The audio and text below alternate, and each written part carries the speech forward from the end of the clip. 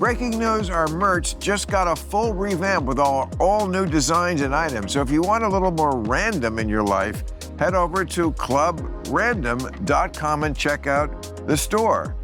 We've got premium hoodies, including our brand new quad hoodies with the updated logo, super soft t-shirts, super soft for men and women, and even tie-dye shirts. All merch is available exclusively at clubrandom.com.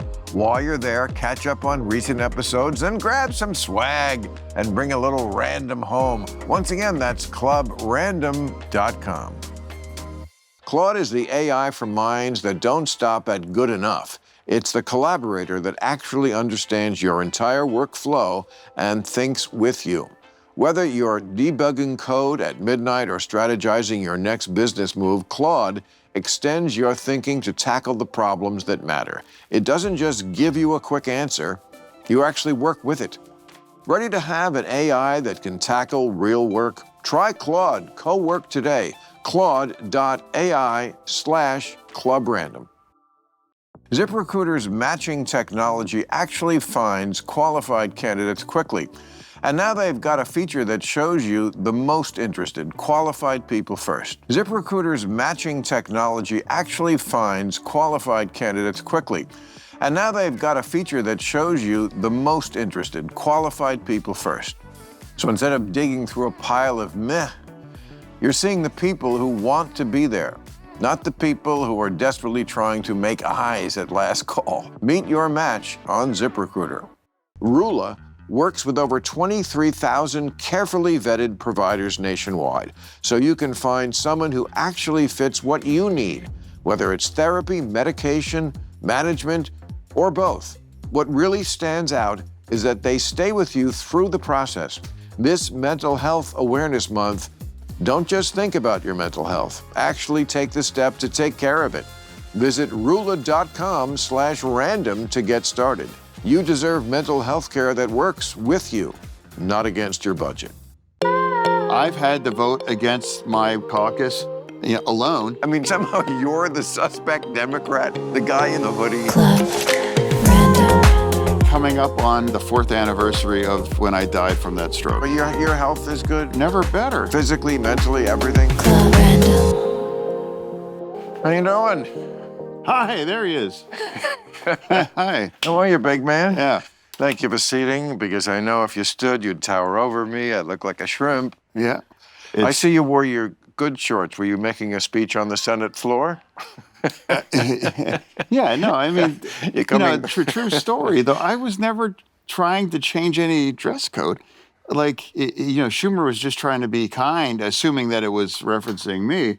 And then I found out, I'm like, oh my God, everyone's going to think I was like trying. I'm like, no. Well, maybe you weren't trying, but when you show up like that in a place like the Senate, people are going to notice. Yeah, and, it never really occurred to me how strange that must seem. Well, to me, that story always illustrated the big problem, of course, I think we both agree, that goes on in this country, which is everything becomes a political battle. Everything is just an excuse to say your team is stupid and my team is great. It has nothing to do with anything. You know what it's like to me? The ballroom. Trump's ballroom. You think, can we talk about that? It's like, I don't give a fuck about this. It's like, yes, you've been there, I'm sure. You'd seen like they have these tents and it's crazy. And like, now I was a table away when that assassination. Oh, you were? And it just, I'm like, I was stunned just walking in. You have the entire line of succession right there. And could you just imagine? I mean, we all remember Oklahoma bomb, right? Yes. They could have had someone, in a room up there, boom, and you could have decapitated our nation just in one thing with, a couple $1,000s of dynamite and thing. And again, you can be, as we do, opposing Trump on everything that's important.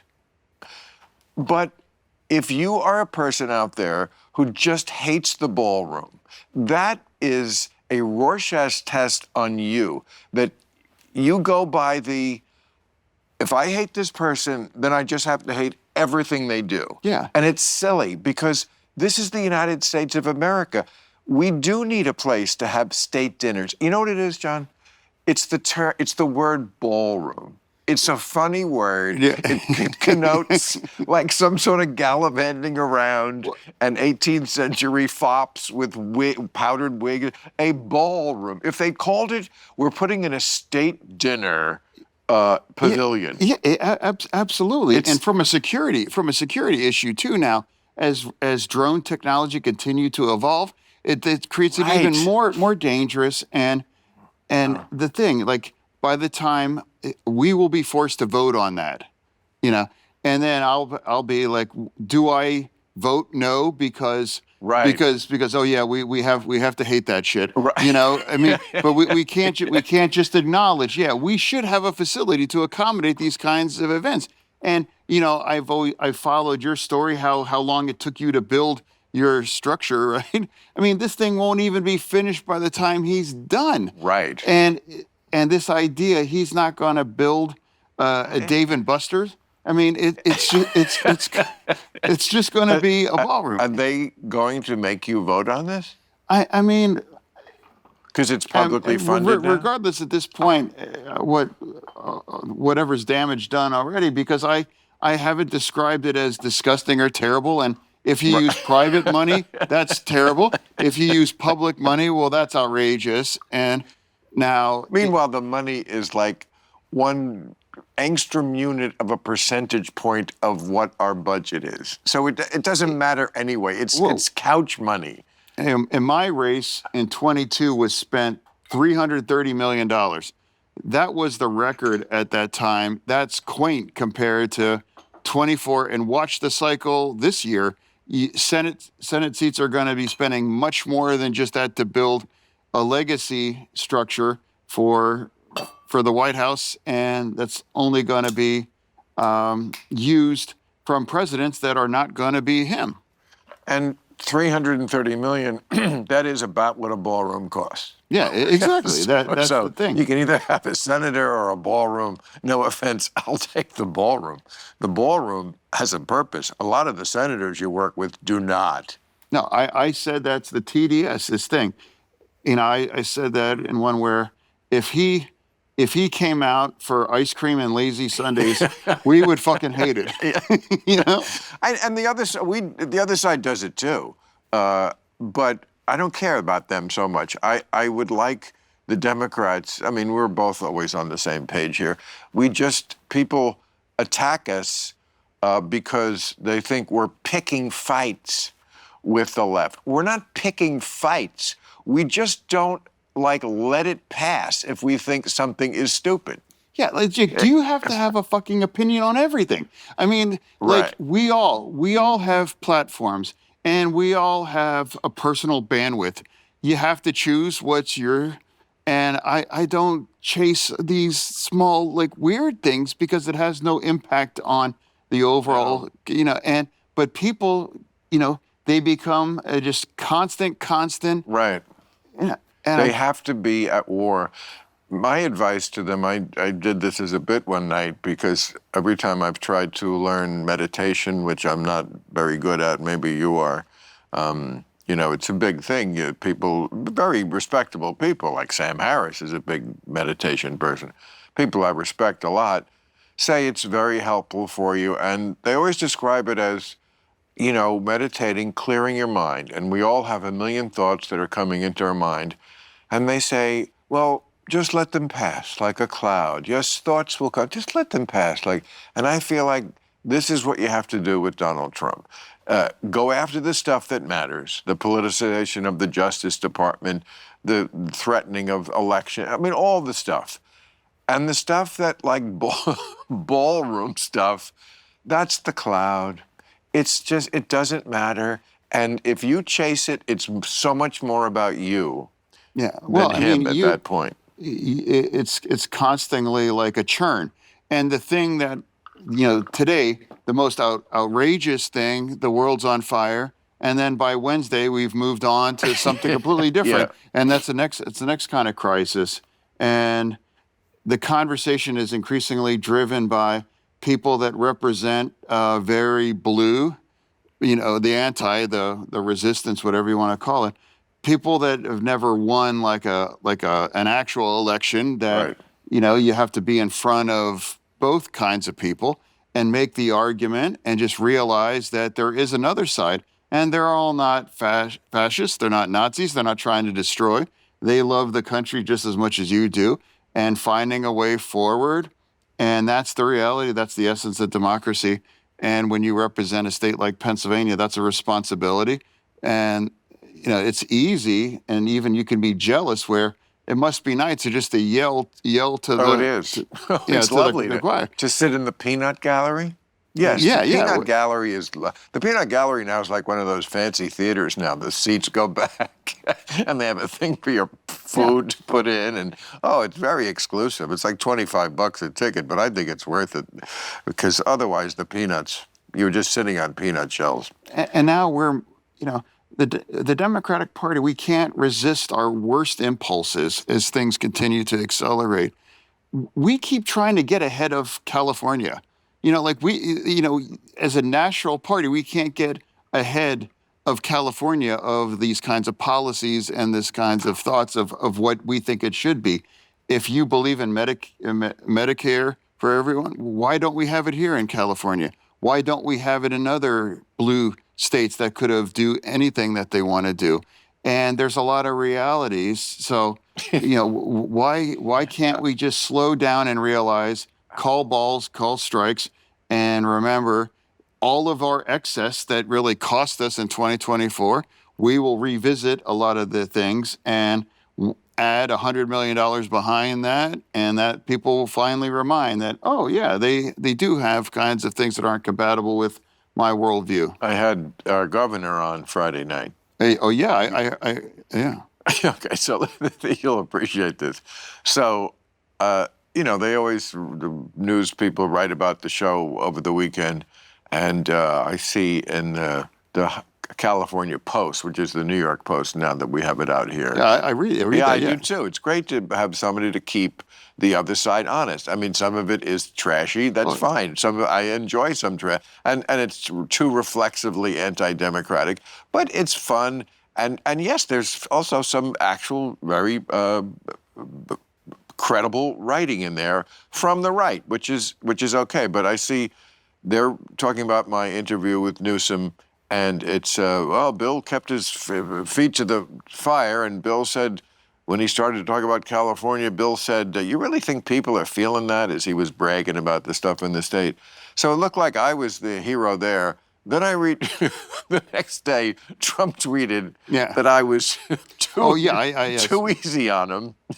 And so the story in the same paper is like, Bill, he just let Newsom off the hook. A day ago, they just don't care. Yeah. They don't care what the truth is. They go, what's going to sell the paper today or be interesting today? You can't even take it seriously. Since I was here, have you seen what's the Spencer Pratt's, his last commercial, that AI about he's Batman?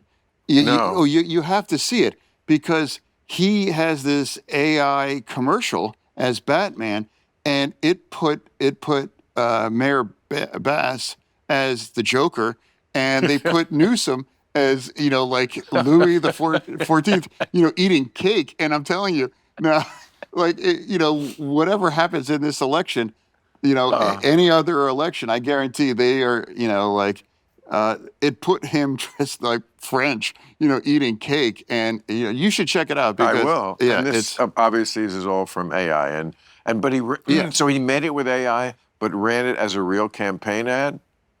I mean, he's not legit. He's not denouncing it. Well, consider the other side. The Democratic sides, their commercials are literally "fuck Trump."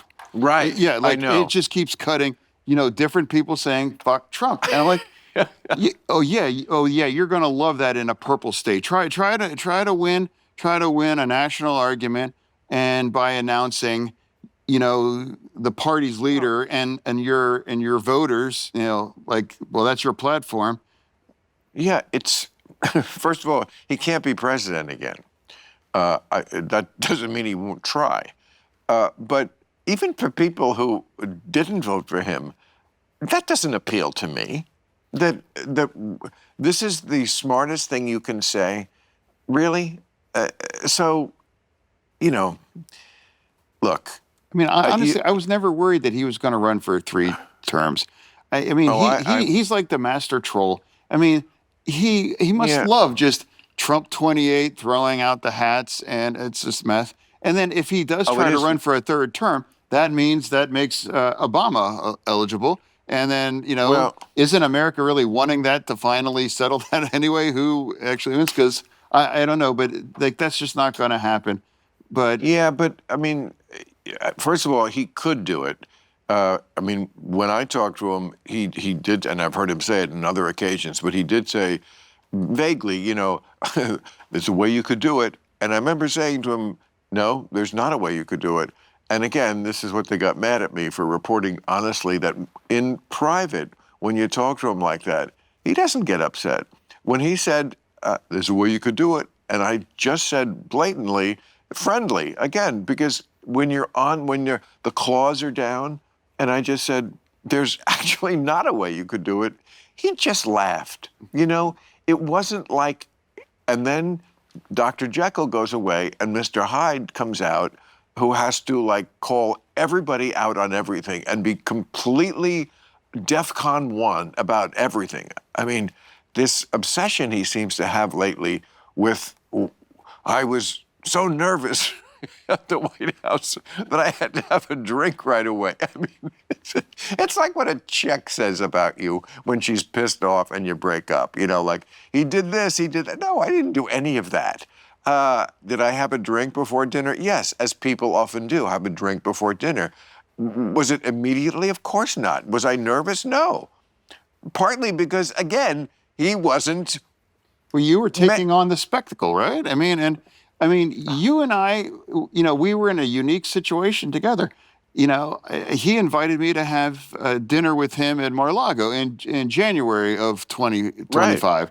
And I took a lot of shit for that. I'm like, he invited, why wouldn't, as a senator, have an opportunity to meet with him? And you did the same thing. And why is that kind of... And he does listen in private. Yeah, I couldn't believe it. I keep saying to these people, these morons, he needs more people like us talking to him, not less. And he's willing to do it. It's the people on the far left who are like, how dare you talk to Hitler? How dare you talk to Hitler McPedophile? And if you characterize someone that way, of course, there are people like the nut who was at the dinner you just mentioned who are going to take that seriously.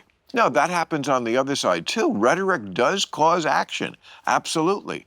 But, I mean, well, what was that like? I mean, you said you were a couple of feet away. You ever had one of those problems that sound simple until you're 3 hours in and questioning your life? Well, when that happens, why don't you check out Claude from Anthropic to help out? Claude is the AI for minds that don't stop at good enough. It's the collaborator that actually understands your entire workflow and thinks with you. Whether you're debugging code at midnight or strategizing your next business move, Claude extends your thinking to tackle the problems that matter. It doesn't just give you a quick answer, you actually work with it. And instead of rushing to show a conclusion, it slows things down in a useful way. It pulls in research from a ridiculous number of sources and will connect dots you don't even think to do. The kind of deep dive you tell yourself you'll do someday and then don't. We connected Claude into our Google Workspace, Docs, Sheets, the usual chaos, and suddenly it had context, not guesses, actual context. And with co-work, you can send tasks from your phone and let it run in the background. We've literally set things up, walked away, and come back to finished reports, real spreadsheets, formulas, formatting, the whole deal.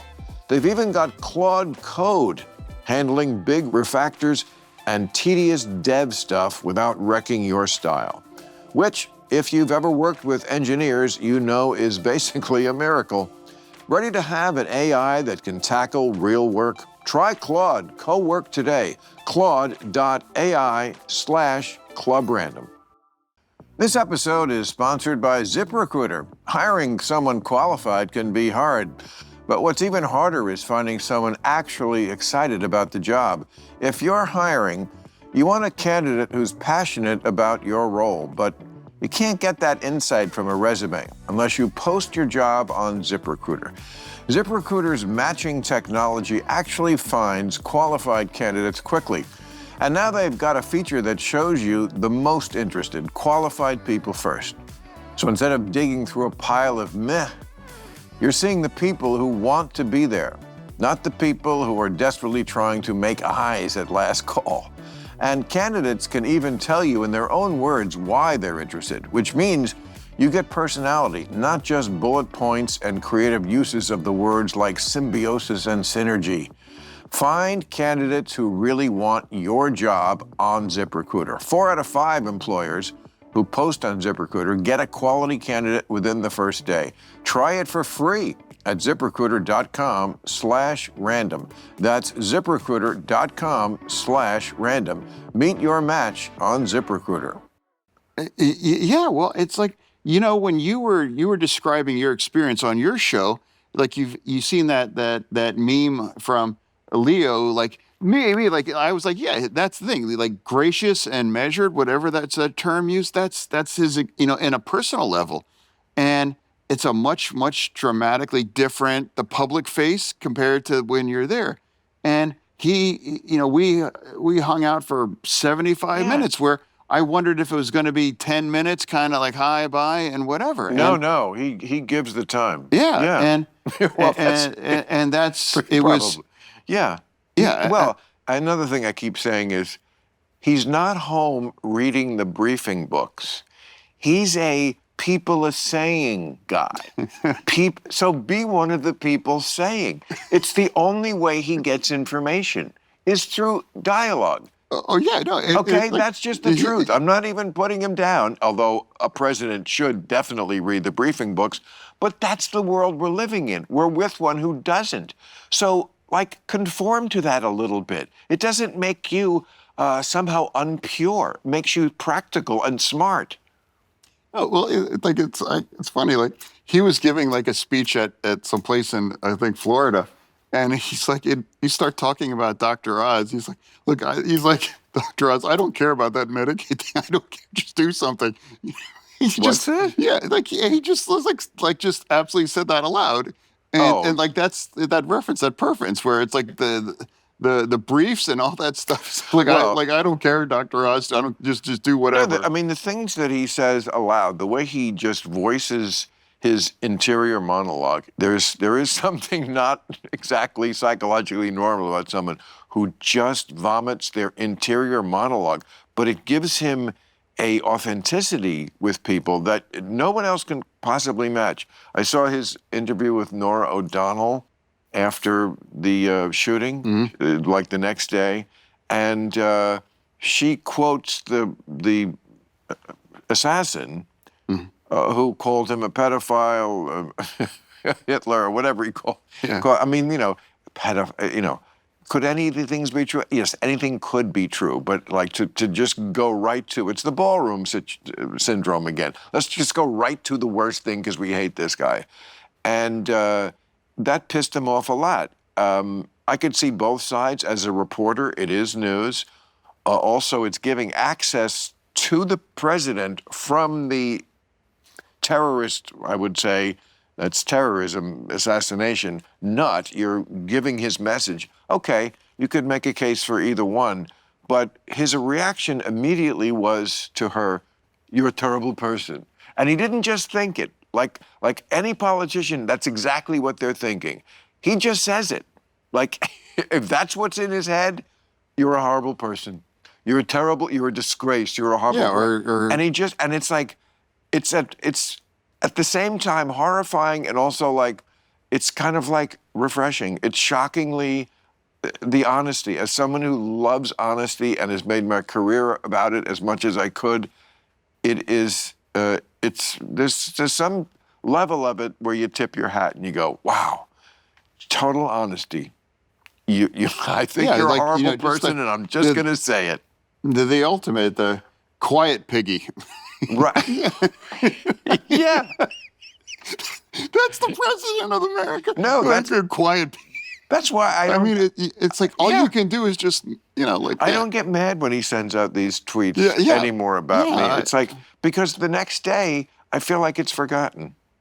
Yeah, I don't know. That a long time ago, yeah. I don't know if he remembers, but I know he's working very hard to get you, or isn't he trying now to get you to become a Republican? I absolutely had to, actively participate in an election that I absolutely knew that we'd go down. Like after the assassination, people have absolutely forgotten the difference between Zapruder or Butler is half an inch, and that would have been that. And how horrific it is that. Horrific, yes. Yeah, and I can't imagine the shape of our country if he has been. Like I can't imagine. Thank God for a lot of reasons why that was unsuccessful, and people forgot that, I think, in my views.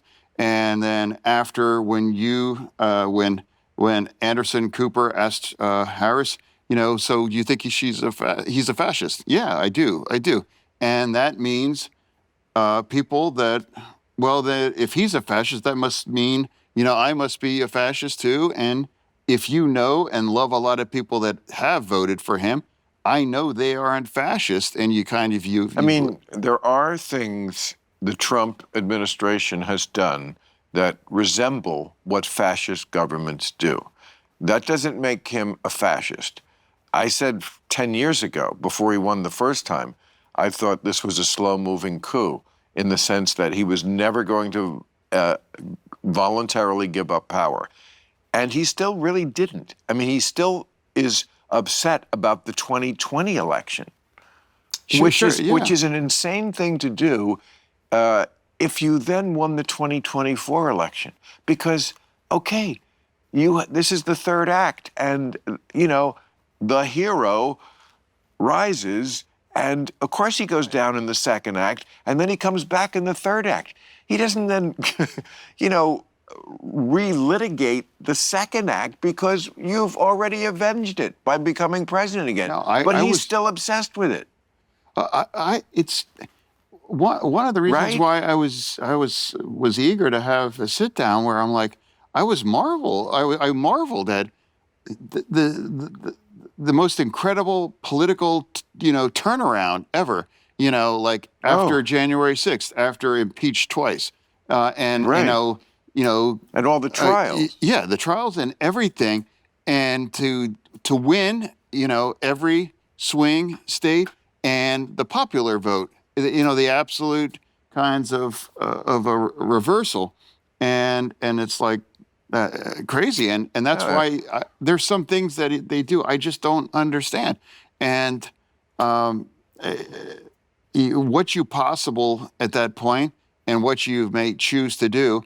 I made that decision. I'm like, well, I'm going to agree with some things that I happen to agree, and the things that I don't, and like I never voted for the big, beautiful bill and those things. I've never voted for these kind of signature things that I think it isn't the right thing for the country, but I absolutely support the things that they've done. Well, I think you vote with the Democrats 93% of the time. I mean, it's hysterical to me that the Democratic Party, which you vote with 93% of the time, because I feel like I get the same shit from the same kind of people. I'm so glad that there's a number to put with it, because even when you're 93% with them, their attitude is so bad. They have such a bad attitude of you either have the one true opinion, which we, the geniuses of the far left, know, or you're just somebody at least suspect. In a state that 52% agreed Trump should be president, and the guy that represents them 93% time. And if, I know you're not a believer in marriage, but if you married to someone and you agree 93% of the time, that's probably be a great marriage. And I'm mystified by it. And what's also on the other side, I've had Republican friends, in office say, they're like, our internals, you're more popular with our people than we are. How? And I don't understand that either. When I vote 93% like a Dem line, and I'm more popular with Republicans, I can't explain it. I truly don't, and I find myself in a strange place. When are you up for re-election? 28? 28. Oh. And like the things that were really important to me, and I think you and I are largely agree with the circumstances in Israel after 10/7 and the Gaza war and the prime minister and how that migrated into Midnight Hammer. And of course, the Iranian war. And you don't have the kinds of energy and outrage on the left after Iran just massacred 30 or 40,000 of its young people and now are actively now torturing, beating, and hanging teenagers right now, executing these people. No outrage. And that's really, maybe that's part of the fracture in my party. And that's probably how I explain. And those outrages that you speak about, those atrocities, those are only the outrageous, new, visible ones. What about the everyday atrocity that was living in under the Iranian regime? Now, people compare it to the Iraq war. In some ways it is, in some ways it isn't. Iraq and Iran are quite different countries, Sunni and Shiite. One, I'm sorry, but just way more sophisticated than the other, and that would be Iran. Iran, under the Shah, yes, he was a dictator also, but it was a fairly Western country. It's a very sophisticated population. Absolutely. Have you seen the pictures? I looked through a catalog of pictures of the Iranian society in the 70s. Before it's Western. Yes. And women are able to dress effectively the same way. Yes. And it's so radical. That's the society. And when I spend time here in LA, I constantly encounter members of the Iranian community, and they are all they're once supportive of my views, and they all understand how awful the Iranian regime is, and how evil, and they want, you and I, free Palestine. No, where's the protest? Free Iran, free Iran. Why can't we have a free Iran? Why does that come from? And that is absolutely. But what are we going to do about it now that it has devolved into this stalemate? I mean, just yesterday, first they announced the war part is over. We were on to Project Freedom, which is just about opening the strait. And that lasted like an hour. And they stopped doing that because I think what Trump fears a lot right now is he doesn't want one of our boats to get sunk. That would absolutely. I mean, and that could happen. If it has to be a perfect war, in terms of that, people have forgot the brutality and real loss for that, and then that I think that's what defines that. I was so nervous and just following that so closely about rescuing the pilot. That would have turned the entire energy of that if the Iranians would have got to them. Yes. And can you imagine? I mean, they're making Lego videos for propaganda. Can you imagine if they had an American pilot? I can, because I saw Owen Wilson in Behind Enemy Lines. Exactly. Yeah, that is that exact movie. And that's I think that's part of the energy. But I think what's accomplished with Epic was very important, and it's astonishing to what they've been able to do. But overall, right now, it would be a huge loss if you don't walk away now without requiring them to produce their nuclear material. I don't know how. I don't know how you can force them because they've kind of shown we can take your best punch. And let's be honest, the reason why you and I both supported this war as a thing to be done, none of those objectives have been achieved.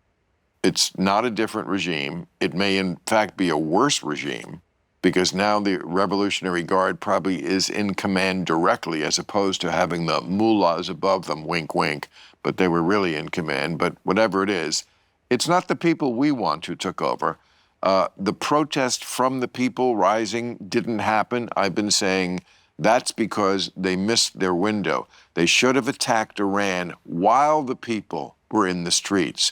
They let the people get slaughtered in the streets. Oh, yeah. And that's probably the top echelon of the people who you want to be in the streets, the bravest ones. They killed them all. What's so disappointing to me is, where is the global nation community, demanding Iran at this point?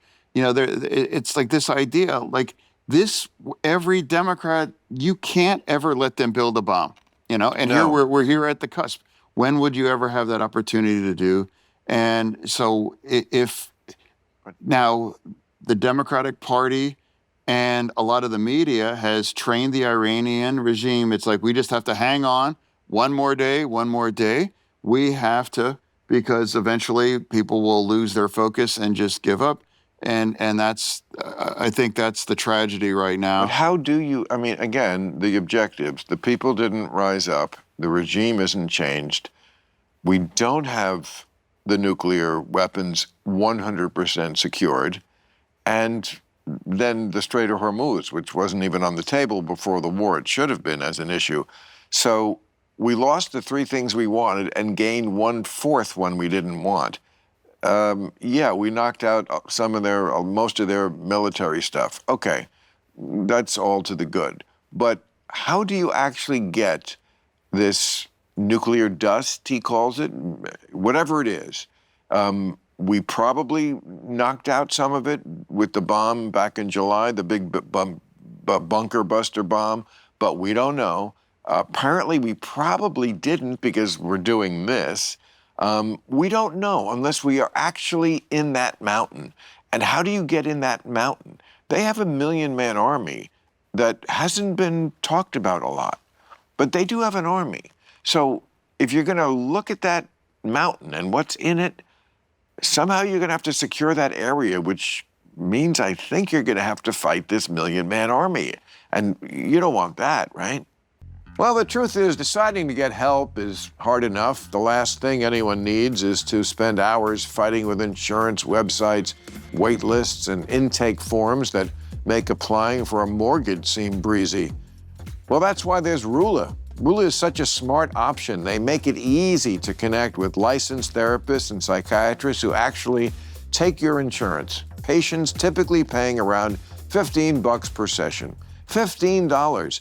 In this economy, that's less than that salad bowl you get for lunch.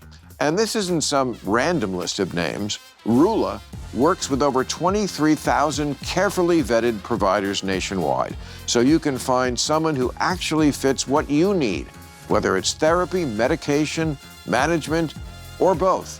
What really stands out is that they stay with you through the process.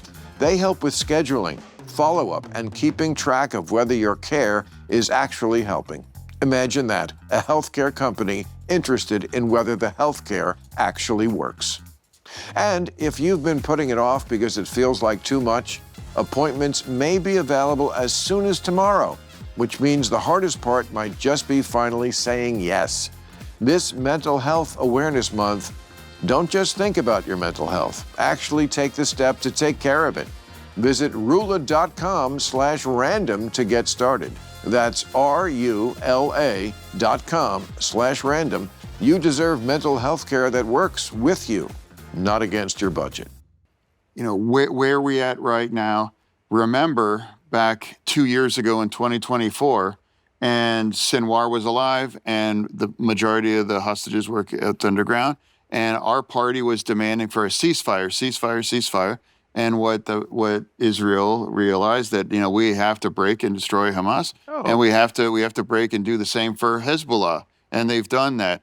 And then they knew They all understand history. A country can't fight two wars on two fronts at the same time. So after they neutralized those two, they were able to go after Iran, and then everything changed with Midnight Hammer, and they were able to significantly damage their nuclear facilities. Now, if there was a ceasefire, and now where would Iran's nuclear bomb be right now? 2 years after that, if there was that ceasefire that we all demanded, and where would Hezbollah? Hezbollah would have hundreds of thousands of rockets able to fire on will. Absolutely. Yeah, and things that we would never tolerate in our nation.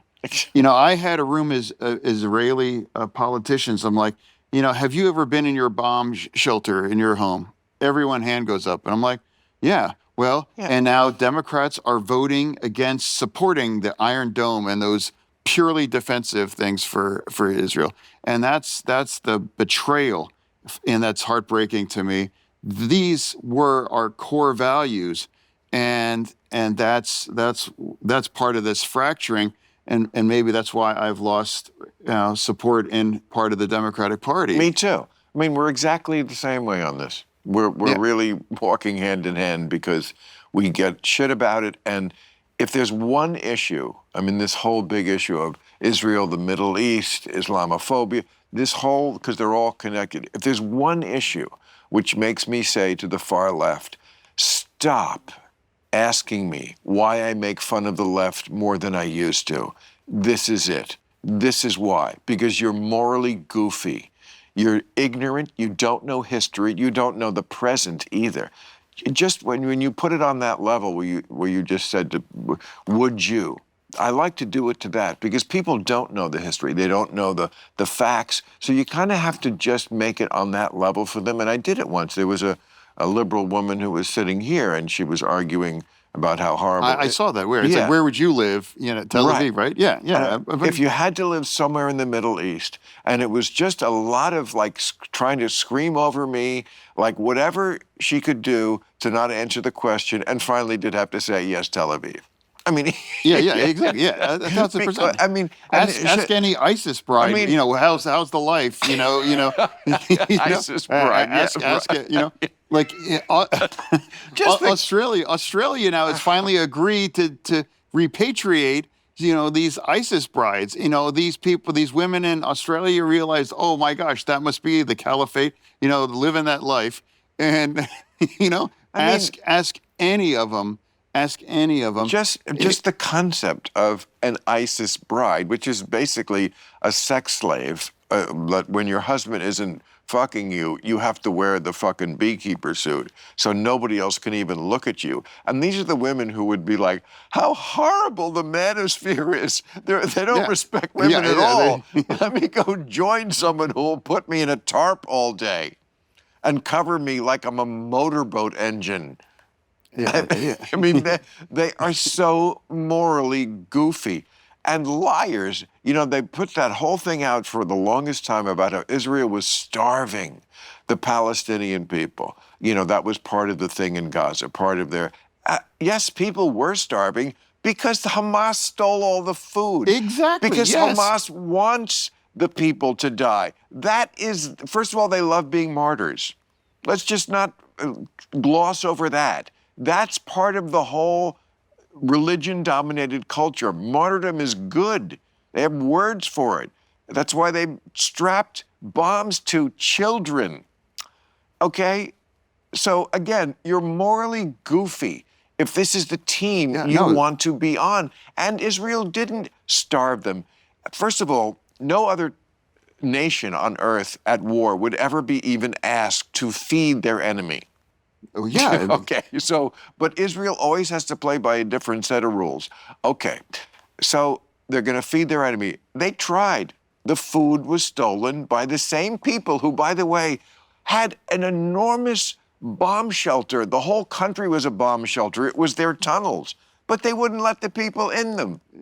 And they would use the hospitals. They would use the schools. They would use that civilian facilities for the attacks. Sinwar described Palestinians as necessary sacrifices. That's the plan. It's like they don't care how many Palestinians were killed. And that's part of the that's part of the problem too. Having to engage in a war that doesn't care, because how many civilians suffer? They don't care. And In fact, they celebrate it. In fact, and I know you have your problems, John, but I live here in Hollywood. I have to live amongst people, most of whom who think it's cool to wear the keffiyeh to the Oscars and to say, free Palestine, as if Palestine would be liberated by living under Hamas. By the way, Israel, geniuses educated on TikTok, was liberated in 2005 by Israel. Israel gave it back and said, here, you have your land again, you do something with it, and this is what they did with it. Yeah, I mean, they made it into a fortress, didn't spend it on the people or turning it into any sort of, it could have been Dubai. I agree. And I sat with Bill Clinton. We were campaigning in Harris. And I was like, hey, thanks for your work.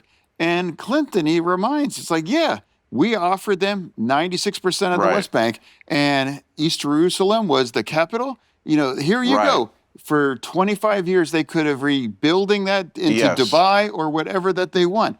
They did not want a two-state solution. Their one-state solution, as you always point out, like from the river to the sea, what's in there? Exactly. I mean, just look at a map. We know where the river is. Look at the map. Look at the map. Yeah, as if these kids know what a map is or would know how to look at it. Yeah, they don't. Again, it's especially frustrating out here because people out here, they're actors, so they just want a cause. Yeah. They want to do something about free Palestine. Identify. But that's as far as they've looked into it. They don't look past the buzzwords. They're talented. They're not bright. Name the one pro-Israel band that played at Coachella. They started their set. Israel or whatever. It does not exist. But there's constant kinds of Yeah. There's an Irish. Those assholes, kneecap or whatever. Right. Yeah. And they even went to Cuba, as if Cuba hasn't. As if Cuba hasn't suffered enough. Yeah, and an Irish rap group. Yeah, in 1300 sunglasses, walking around like the communist paradise. Yeah, that's right. Yeah. Was that Code Pink who did that? Yeah, Code Pink and all these. Okay, but here's the backstory. We did the move in Venezuela, which has, that one you have to say worked pretty good. Yeah, well, remember, people lost their shit over Venezuela. Yeah. No one talks about Venezuela anymore, and that's my point. No. People also, I'm sorry, let me say this, that, we're not talking about Gaza anymore, and people forgot, we, ended the Gaza war, brought everyone back home, as well too, and this idea that what is the freak out of the day? We're not talking about these things. We've all moved on, and I guarantee by the time this drops, there will be one or two more that part of this conversation. But Venezuela was when it does come up in conversation, it usually comes up now when people say, and this could be true, they say, well, Trump saw how well Venezuela worked. He thought he could do it in Iran. Yeah, maybe that affected his thinking somewhat. Iran is not Venezuela, okay? I mean, Barzini is not Tartaglia. Sorry. It's going to be a lot harder. But Venezuela kind of worked. I mean, nobody died on our side. It was very clean. The idea in that country where you could get rid of this really bad dictator and bring in somebody who wasn't from the opposition exactly, but someone who was like, okay, you know what, that guy was kind of an asshole. Let's work together. That's a great plan, as opposed to Joe Biden put 25 big stacks on him. In January before he left the office, he put a $25 million bounty on him. Really? Yes, you can verify that. And it's like, essentially, that's like, some hitman, there's 25 million for you. Yeah. So we did it in a way, and now we have him. He's going to be on trial in public, held accountable for the atrocities that he committed against his nation. Right. And that's why I said, why is that a bad thing? It's not a bad thing. And the bank shot off of Venezuela was Cuba. Yeah. Because Cuba is propped up a lot by Venezuela. They're very close. In fact, it's all interconnected. All of Maduro's security guard were Cubans. Obviously, they didn't do so good. But Cuba needs the Venezuelan oil. So yes, Cuba is starving now for oil, and we're doing that to them. But we're doing it because we want to have a regime change there. And so Code Pink and Jeremy Corbyn, the usual suspects. I think little Greta was on that trip, or if she wasn't, she certainly was supportive of it.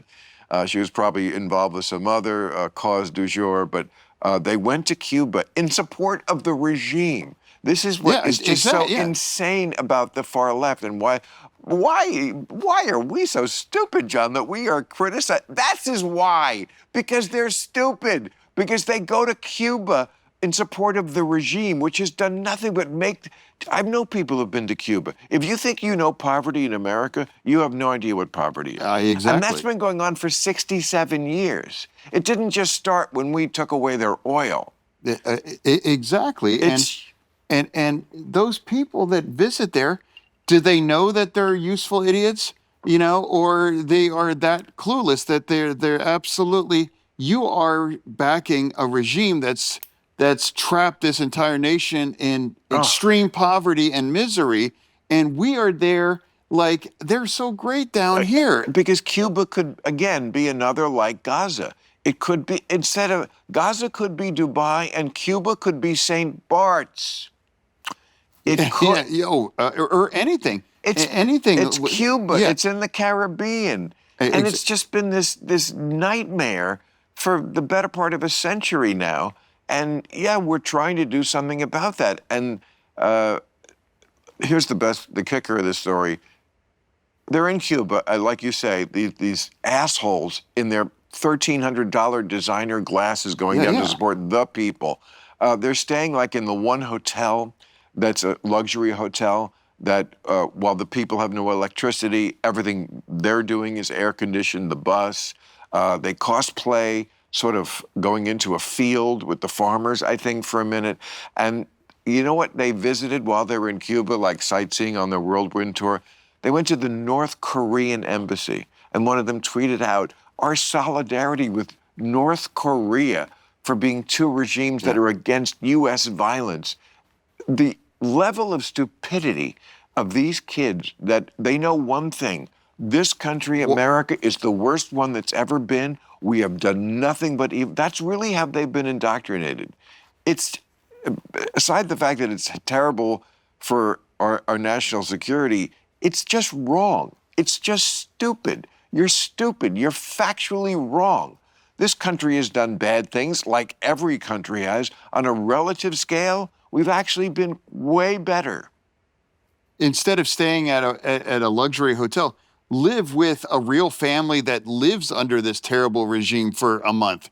And will you still defend this regime if you spent a month living in extreme kind of deprivation like that? Right. Of course not.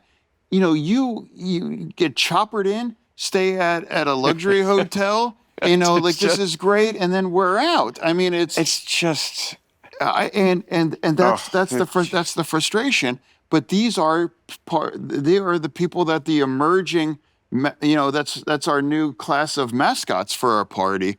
And now many of the people that are running for the Senate are campaigning with these kinds of people. Well, I mean, just the word communism, or being called a communist, not that long ago was a dirty word.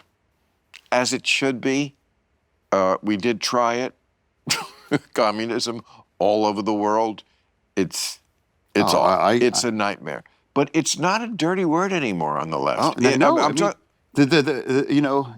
Plattner in Maine absolutely identified himself as a communist. Right. 100%. And so does Mondami's Maine lieutenant, that Sia Weaver in New York, head of the movement to get the rents fixated or whatever. Yeah, she says home ownership is racist, right, and it's she's white supremacy. She's also tweeted out, elect more communists. Yeah, we want to impoverish, white middle income families. It's part of the extreme, and that's what I'm saying. Like, it's ironic in my cycle that the Republicans try to spend tens of millions of dollars to convince people that I was a socialist, and now I'm accused of gone MAGA after voting 93% Democrat. No, but communism now, that's not, it's disqualifying. No, it's not that anybody's gone MAGA. It's that you're gone gaga. You're fucking nuts. You're crazy. You'd say crazy shit. Like, the woman we're talking about, all home ownership is racist. In a country where 20 million black people own homes, queers for Palestine. Or when your mother, you're self-contradictory. Yeah, their mother has a $2 million home in like Tennessee or whatever, and it's just Kamala. What? Kamala Harris. Oh, just no, bought. I'm referencing that I know. Mandami's house. Czar. Yeah. But I did read that Kamala she purchased a $9 million home in Malibu. And she should. That's fine. This is America. Yeah, I agree. No judgment. Yeah, she's got a big baller house in Malibu. You can't get less sort of you, real person kind of. Somehow you're the suspect Democrat, the guy in the sweatshirt and the hoodie who lives like he always did, regular guy, Pittsburgh Steeler fan, I could go on. But she's the one who more represents. Well, if you think that more represents, and again, good for you to have a $9 million house. But to think that represents that working class that the Democratic Party is trying to win back, I don't know. It doesn't look. Talk to any traditional union, traditional guys. They're all gone from the Democratic Party. Really? That started 10 years ago during the Trump first race, and 100%. All those traditional, like the regular dudes and those kind of people, they're not coming back, and that's in part why we have a second term of Trump. I think that, and I would say the first term is because around then I think there was a lot of talk about how, well, the Republican Party, they seem to do well in these races, and we had Bush and blah, blah, blah, and Mitch McConnell, look what he did. He fucked up the Supreme Court thing. Yes, he did. But you know what? Their days are numbered, because this is a country that is getting more and more diverse, which is a great thing, all the time. And Trump looked around and went, yeah, I still see a lot of white people. You know what? That is true, but I see white people. He was like the kid in The Sixth Sense, except not dead, white. I see white people, and he did, and they still exist. And they're mostly not racist, but they do have their own concerns. And there's a big difference between being not racist and willing to turn your life over to the cause of anti-racism, which is what the far left wants. I think the best way to be an anti-racist is to be a decent human being to all people. But that's very passé. That's Democrat classic, John. Yeah. Well, that's what we are. We're classic. I've followed you for your values haven't changed. Your views haven't changed. And I say this, I'm the same thing, where it's like, no, I haven't, like, and that's what's so exasperating, where I'm like, no, we're fine. It's so much better to be sane, no matter how much a certain faction hates you for it. Lots of other people love us for it. So it's not like we're not getting a good trade-off. But also, you just sleep better at night, knowing, no, I'm not one of these sheep who won't say the emperor has no clothes. It's a real emperor has no clothes thing. When you see somebody with Queers for Palestine shirt and you just pretend that that's not a thing, that's not so stupid. Okay, you can do that, but you are an emperor no clothes person there. You are saying the emperor has no clothes. And I mean, No, I am. I mean, you're saying the emperor does have clothes, right? I'm the kid who says the emperor has no clothes, because the emperor doesn't have any clothes in that scenario, and many others. I mean, I could list a dozen things where the left finds a way to work their way back to what they're trying to stop. You know, like defunding the police. Yeah, well, we're right back there. You know, we're like, you know, fuck ICE, abolish ICE. We are back. We can't resist our worst impulses that summoned Right. a second term with Trump. You know, and now we are back there. And backlash like ICE. Yeah, exactly. We are living in the backlash of this, Yes. and we are what 15 months into his term. That's 4 years. Can you imagine what's going to happen in the next 2 months, 6 months, you know, or a year from now? I mean, do you think it's going to get going in one direction more extreme? And there are no experts at this point because we are in unprecedented kinds of times.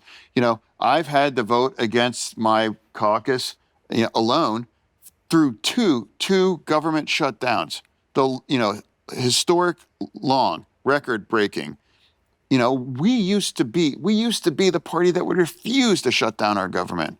Right. Last year we used to scold Tuberville in Alabama for jamming up promotions, and now we've shut the whole government down. We've shut the whole thing down, and over healthcare. So you're a guy who's known to have friends on the other side of the aisle, which I think is so important that we don't do that much anymore. It's like I don't sit with those kids in the lunchroom. But like somebody like you mentioned him, Tommy Tuberville, he was a football coach. Yeah, I mean, and he did that stand about I think it was like abortion in parts of the military for some weird thing, and it jammed up promotions, and it was punishing innocent people, and we shut the entire government down for 44 days and plunged people into chaos. SNAP, 42 million Americans depend on SNAP. All of that stuff in flux.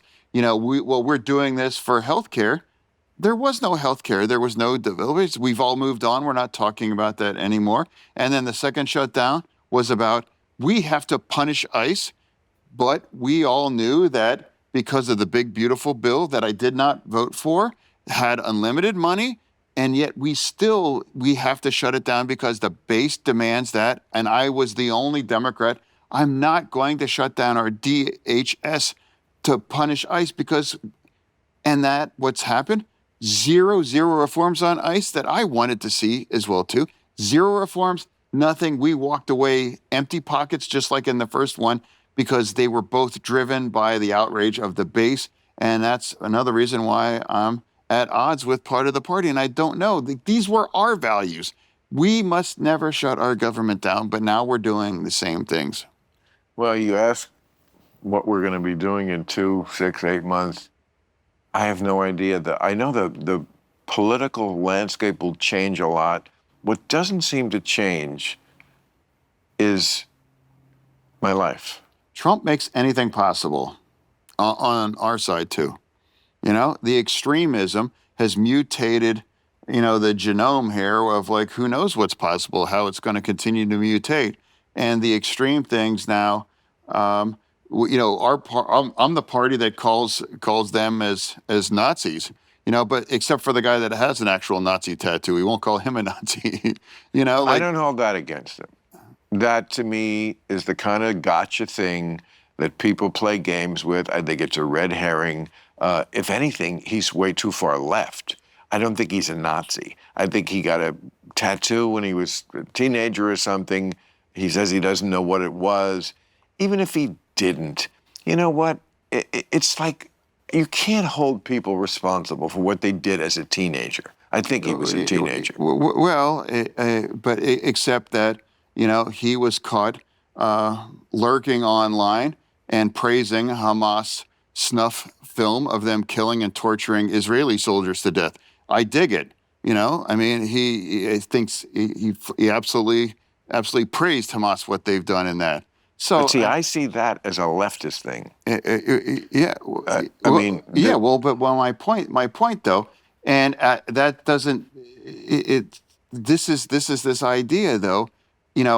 All cops are bastards. He's claimed that. Okay, see, I'm still getting educated on him.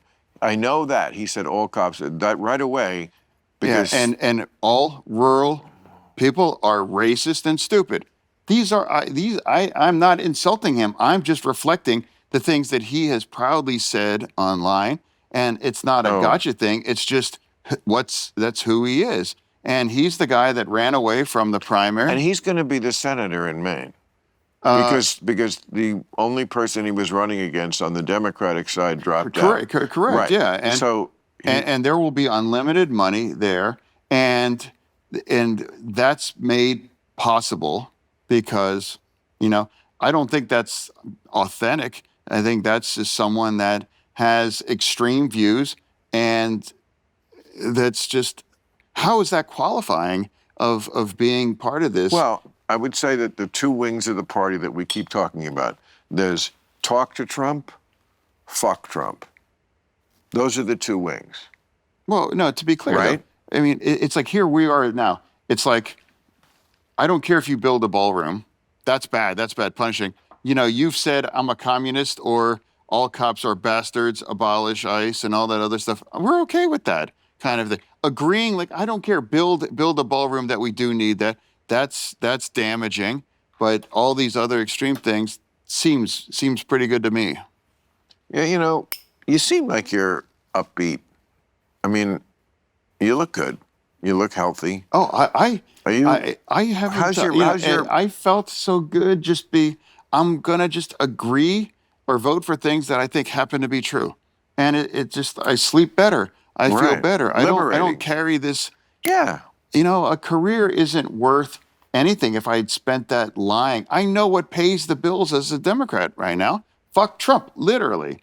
And just agreeing to do things that we would never do, those kind of things. And I've always refused to turn my back on the Jewish community and Israel because that's what history demonstrates that's consistently going to happen. The best thing about being honest is that you don't have to keep your lies in order. You don't. Yeah. You don't have to remember. You don't have to remember lies. And that's whether that's priceless. Maybe that's a version of Bullworth or whatever. But that's what I've decided to do. But your health is good because obviously you've had never better. Never better. Yeah, in every way. Truly, physically, mentally, everything. What? Physically, mentally, everying. Yeah. You think all of that is behind you? Yeah, I just had the checkout. Actually, before I came out to the West Coast, and checked out. Absolutely. And I'm the luckiest guy alive. I mean, I'm coming up on when this drops, that would be essentially the 4th anniversary of when I died from that stroke. Right. And that was touch and go at that time. And I never thought 4 years later I'd be sitting in a chair talking to a guy that I always admired, and I could have been dead, or I could have been. So when you have a stroke, are you supposed to take aspirin? I'm asking for a friend. No, Will, I take a medical version of it. But is that the it's called Eliquis, and that's a blood thinner to make sure that doesn't happen. And then also what really brought to that was I suffer from AFib, and that's kind of like a silent thing. Right. And that damaged the heart in a way, and that and the stress and of everything about that campaign, it all just converged, and that's when I knew I felt terrible at that point, and I was going to just finish out the primary, and then I was going to immediately get checked out because and the mistake was 3 days before the election. That's when the stroke hit. Do you have anxiety about? Not anymore. About whatever. Dying? No, about whatever upcoming election. Because once you go into an election season, whoever your opponent is, even the people on your own team in a primary, but then certainly the Republican, are going to say the worst sort of things about you. I mean, I've lived through that. I've already been dead once. Like there's nothing. Like it's. So you don't care what they say about you. It's very liberating in that way. And what I'm saying, like, there's no real stress compared to whether if you're a soldier in IDF or in our military, or you have families with a lot of these ability to feed themselves and all that thing. Compared to where I'm at, there's just freeing to just, I happen to believe this is true. This is where I think the Democratic Party should exist in that way. And I'm tired of hearing lectures that, well, we need to be a big tent party, but except for this guy, why? It's just common sense. Yeah, and these are having the courage to,